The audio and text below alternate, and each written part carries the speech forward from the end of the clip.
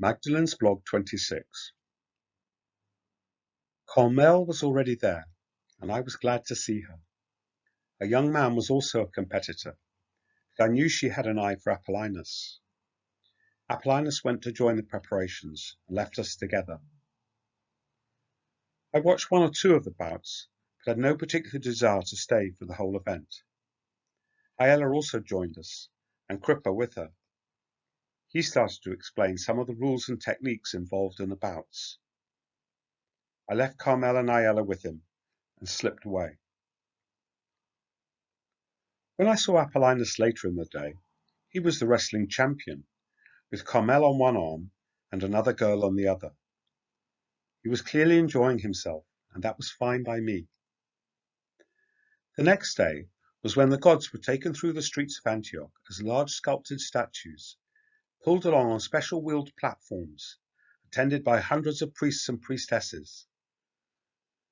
Our temple joined with Aphrodite's town temple to prepare the love goddess's image and to be in her retinue as she was pulled around the streets. I didn't mind doing this, partly as it was a reason not to be expected to be with Apollonius. It was a hot and dusty day and a long march. Eventually all the platforms were assembled in front of the forum steps of Zeus and Hera's temples, ready for the party to begin afresh. Performances in praise of respective deities were sung and danced, and it was whilst engaged in this that I noticed a dashingly dressed Roman officer watching us from the front of the crowd. It was Marcellus. He smiled, and for the first time in ages I felt self-conscious and a little silly to be doing what I was. He had bought food and drink from one of the stalls that had been set around the outside of the square. And when we had finished the formal rites, he came over and asked me to join him. So different from Apollonius, Marcellus hid any expectations he might have had, and behaved in every way like a true gentleman. There had been a battle many leagues to the east, in which Marcellus's legion, the 6th Ferrata, had arrived to reinforce the Romans already engaged with the Parthian forces, which had broken off when men of the legion's first cohort had crashed into their left flank. Marcellus was refreshing company, invoking in me the presence of the greater world far better than any of these little ceremonies of the city and temples. Carmel spotted us and arrived with Apollonius, who looked at me rather darkly. I greeted him formally, kissing him as the new wrestling champion, which helped to soften his glare, and introduced him to Marcellus. Marcellus congratulated him warmly too, which seemed a little strange to me, that a soldier come from the heat of battle would fate the play of a wrestling champion. And nor did Apollonius seem to quite grasp the importance of the battle with the Parthians either. The party continued into the evening, but Marcellus didn't stay as late as I would have wished. Torn, it seemed, between us and some unnamed duty, he returned to his barracks, as I did to the temple.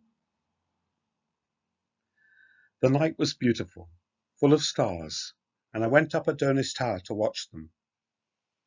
The full moon was riding high and majestic over the hills to the east, but Venus had long gone below the western horizon. I gazed up towards the stars, but something in me felt troubled, a loss that I couldn't explain. Nothing to do with Marcellus or Apollonius, but a grief that was my own. All the beauty around couldn't quite touch me, disconnected from their singing in the silence of night, isolated from their familiar comfort they gave me.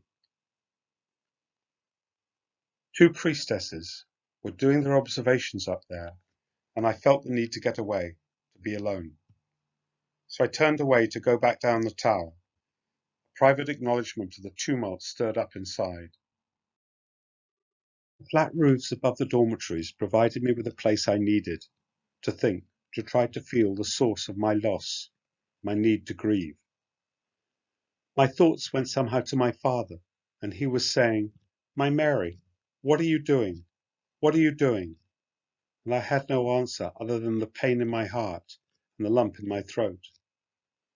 I pulled in breaths to clear my chest, that instead brought more undeniable grief into my throat. I curled up in one corner of the roof, out of sight of anyone but the stars themselves.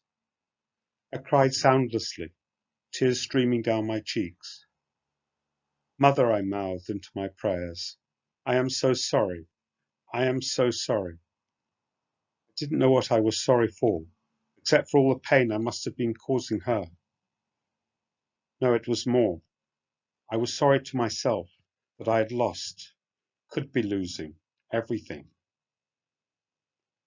I rocked back and forward on my heels, my arms clutched around my knees, crying for all the pain there was in the world.